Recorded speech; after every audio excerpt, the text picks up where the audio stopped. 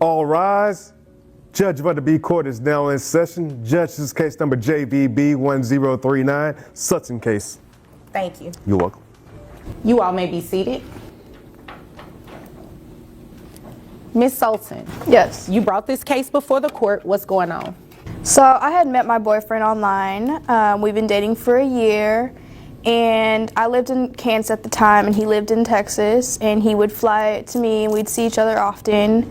I then got pregnant. The case of Sutton versus Olson unfolds with palpable tension as Miss Olson steps into the courtroom, seeking child support and a DNA test from her ex-boyfriend, whom she claims is the father of her 5-month-old daughter.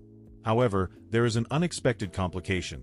The alleged father is not present in court because he was never properly served with the legal paperwork. The judge carefully explains the importance of properly serving legal documents, emphasizing that without this crucial step, the court cannot proceed. Understanding the gravity of the situation, the judge sets a new court date, allowing time for Miss Olson to ensure the necessary. And he had disappeared on me. So our daughter is now 5 months old, and I had moved 3 months ago to Texas so we could all be together. So you moved to Texas from Kansas to be with him? Yes. Okay. So our daughter could have both parents. Okay. And he had just disappeared on me. So now I would like child support. Okay. Have you... Paperwork reaches her ex-boyfriend. This case highlights the struggles of co-parenting and the legal steps required to establish paternity and child support, shedding light on the procedural complexities involved in family court cases. Miss Olson takes the stand and recounts her story. She met her ex-boyfriend online, and despite the distance between them, they developed a relationship.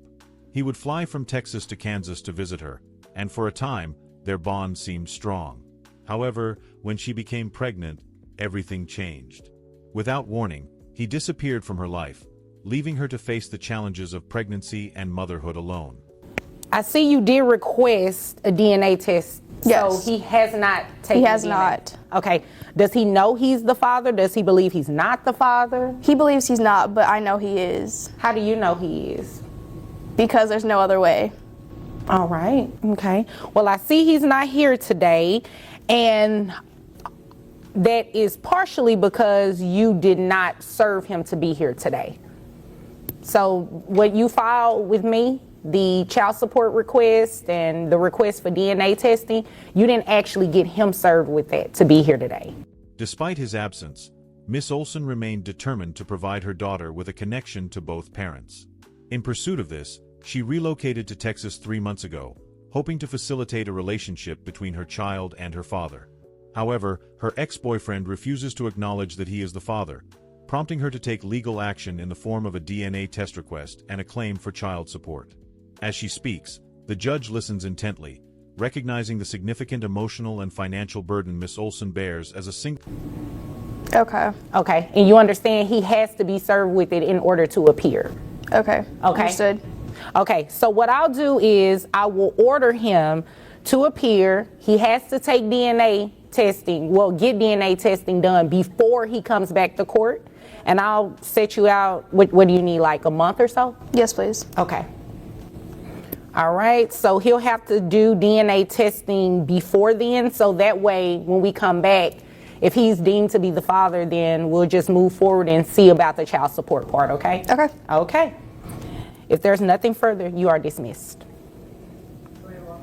Single mother striving to secure a stable future for her child. As the hearing progresses, the judge identifies a critical procedural flaw in Miss Olson's case. She had failed to serve her ex-boyfriend with the required legal paperwork, which is essential for compelling him to appear in court. Without proper service, the court is unable to proceed with the case, regardless of how compelling her claims may be. The judge takes the time to explain why legal procedures must be followed correctly, underscoring the necessity of ensuring that all parties involved receive. Guys, it's me, Judge Vanderbeek. I just wanted to go over what you witnessed in the Sultan case.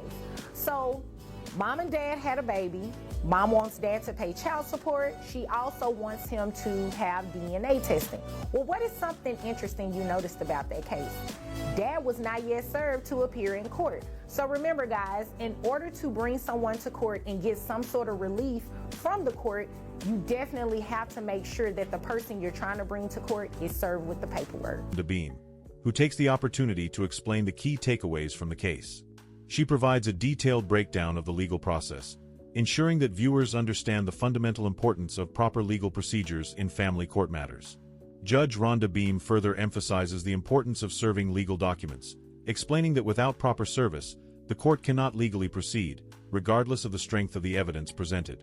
Her explanation offers viewers a clear and insightful look into the complexities of family law and the meticulous nature of legal proceedings. This segment of the video serves as an invaluable resource, educating the audience on the crucial steps required to navigate the legal system effectively. As the video draws to a close, viewers are encouraged to subscribe for more insights into courtroom proceedings and legal matters. Judge Rhonda Beam leaves them with a final, impactful message. Family court cases are about more than just legal disputes. They are fundamentally about safeguarding the well-being of children and families. This case serves as a powerful reminder of the necessity of following proper legal channels and seeking justice through the appropriate procedures, ensuring that every child receives the support and stability they deserve.